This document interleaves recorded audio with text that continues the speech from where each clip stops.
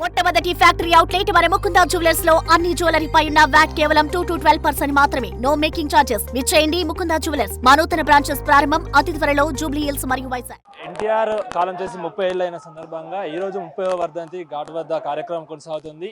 ఇక్కడికి అటు ఆయన సతీమైనటువంటి లక్ష్మీ పార్వతి గారు కూడా వచ్చి నివాళులర్పించారు. ప్రస్తుతం మనతో లక్ష్మీ పార్వతి గారు ఉన్నారు. అసలు వారి మాటల్లో ఎన్టీఆర్ గారి గురించి తెలుసుకుందాం. మేడం చెప్పండి, 30 ఏళ్ళు గడిచింది ఎన్టీఆర్ గారు మన నుండి దూరం వెళ్ళిపోయి, ఆ 30వ వర్ధంతి ఈరోజు చేసుకుంటున్నాము. ఏం చెప్పాలనుకుంటున్నారు?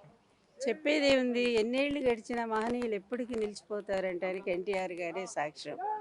ఊరికే మహానుభావులు కారు వాళ్ళ పనుల చేత మహానుభావులు అవుతారు.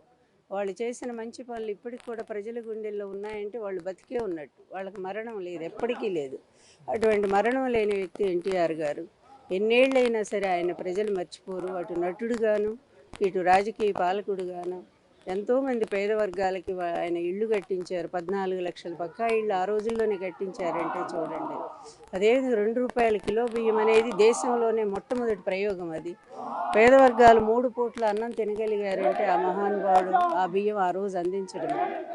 అట్లాగే ఆయన ఎన్నో పథకాలు తీసుకొచ్చారు. హార్స్ పవర్ ₹50 కరెంటు, రైతు వర్గాలకు మేలు చేశారు. మహిళల కోసం మహిళా యూనివర్సిటీ తీసుకొచ్చారు. తర్వాత కిలో ₹15 చీర ధోవతి పేదవర్గాలకు అందించారు. అటు చేనేత కార్మికులను ఆదుకున్నారు. తర్వాత తెలుగు యూనివర్సిటీని, అన్ని కళలకు నిలయమైన తెలుగు యూనివర్సిటీని హైదరాబాద్లో స్థాపించి అందరికీ ఆశ్రయం కల్పించారు. ఒకటా రెండు ఆయన ఇన్ని పనులని చెప్పుకుంటూ, అందువల్లనే చరిత్ర ఆయన్ని శాశ్వతం చేసింది. మహనీయుడు సువర్ణాక్షరాలతో లిఖించబడ్డ నాయకుల్లో ఎవరున్నారంటే మొదటగా మరి ఎన్టీ రామారావు గారే మిగిలిపోతారు. నమ్మిన ఆశయం కోసం, తను నమ్ముకున్న స్త్రీ కోసం తన జీవితాన్ని, అదేవిధంగా తన పదవిని కూడా తృణంగా ఆయన వదిలేయటానికి కూడా సిద్ధపడ్డారు. ఆ రోజు మరి చుట్టుముట్టినటువంటి అనేక వెన్నుపోటు రాజకీయాలకు తల వంచలేదు, ఎక్కడా తల వంచలేదు. తల వంచకుండానే తన ఆశయాన్ని కొనసాగిస్తానని దృఢంగా చెప్పారు. అదేవిధంగా చివరి వరకు ఆయన తల వంచలు. ఆయన అన్న ఒక్క మాట ఎప్పటికీ మర్చిపోలేనటువంటిది: సింహం ఎప్పుడూ కూడా పచ్చిగడ్డి తినదు, సింహం ఎప్పుడూ కూడా పోరాడి సాధించుకుంటుంది. అట్లాగే నేను కూడా ఈ వెన్నుపోటుదారుల మీద యుద్ధాన్ని సాగించి నేను నా అధికారాన్ని మళ్ళా చేజిక్కించుకుంటానని ఆయన పలికారు. కానీ మృత్యువు మాత్రం ఆయన్ని అది సహకరించలేదు. ఆయన తన శపథం నెరవేర్చుకోకుండానే ముందుగానే తీసుకెళ్ళిపోయింది.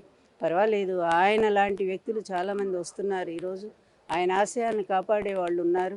వాళ్ళ వల్ల ఆయన గౌరవం కూడా నిలబడుతుందని నేను భావిస్తున్నాను. ఎన్టీఆర్ గారు మీతో చాలాసార్లు కూడా మనసు విప్పి మాట్లాడుకున్నారని మీరు చాలా సందర్భాల్లో కూడా చెప్పారు. ఆయన చివరి కోరిక అంటే ఏం చెప్తారో, ఆ కోరిక తీరుతుందా? 100% తీరింది కూడా సగం. అయితే మధ్యలో మబ్బులు గమ్ముతూ ఉంటాయి, మళ్ళీ వస్తాయి. ఎందుకంటే ఘాటు దగ్గర నేను ఎక్కువ రాజకీయాలు మాట్లాడదలుచుకోలేదు. పవిత్రమైన ఆయన ఆత్మశాంతి కలిగింది. ఆయన ఆల్రెడీ ఇంకా ఇక్కడ ఈ ఆత్మరూపంలో లేరు. ఆయన దేవుడి రూపంలో స్వర్గంలోనే ఉన్నారు ఆయన. అందువల్ల ఆ దేవుడికే నివేదించుకుంటున్నాము. మళ్ళీ ఒక మంచి పరిపాలన ఆంధ్రప్రదేశ్కి రావాలని మనస్ఫూర్తి కోరుకుంటున్నాము. ఎన్టీఆర్ గారికి భారతరత్న ప్రస్తావన మొదటి నుంచి వస్తుంది. దాని గురించి ఏం చెప్తారు? ఎందుకు అదొక డ్రామా అని అర్థమైపోయింది కదా. ప్రతిసారి ఒక మీటింగ్లో వాళ్ళు చెప్తారు, కానీ అక్కడ లెటర్ వెళ్ళదు. స్వయంగా వాజ్పేయి గారు లాంటి వాళ్ళే చెప్పారు ఆ మాట. అందువల్ల ఇంక దాని గురించి మనం ప్రస్తావన ఎందుకు, చెప్పండి.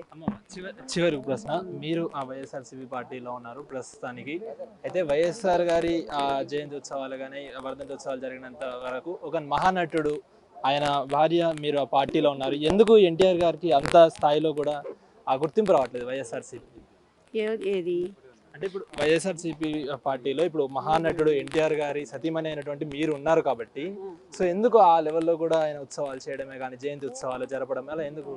తప్పు. వేరే పార్టీలో నేను ఉన్నంత మాత్రాన ఇంకో పార్టీ అధ్యక్షుడు ఆయన ఇప్పుడు ఆయన ఇచ్చిన గౌరవం జగన్ గారు ఎప్పుడు మర్చిపోలేంది. ఒక జిల్లాకే ఎన్టీఆర్ గారి పేరు పెట్టారు కదండి. అది ఎవరు చేశారు? స్వయంగా వాళ్ళ అల్లుడు అన్నిసార్లు ముఖ్యమంత్రి అయినా ఆయన చేయలేదు కదా. ఒక జిల్లానే ఎన్టీఆర్ పేరు ఆయన అవసరం లేదు కదా, అయినా పెట్టారు కదా. అది గౌరవం కదా. అంత గౌరవం ఒక జిల్లా మొత్తం ఎన్టీఆర్ జిల్లా ఈరోజు. అది చాలయ్యా, అది మనం ఆనందపడాలి.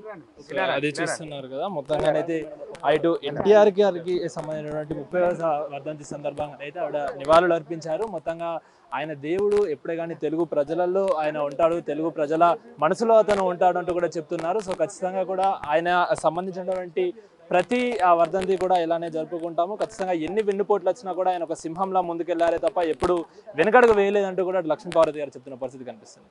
వంశీతో అక్రమ్ టీవీ, హైదరాబాద్.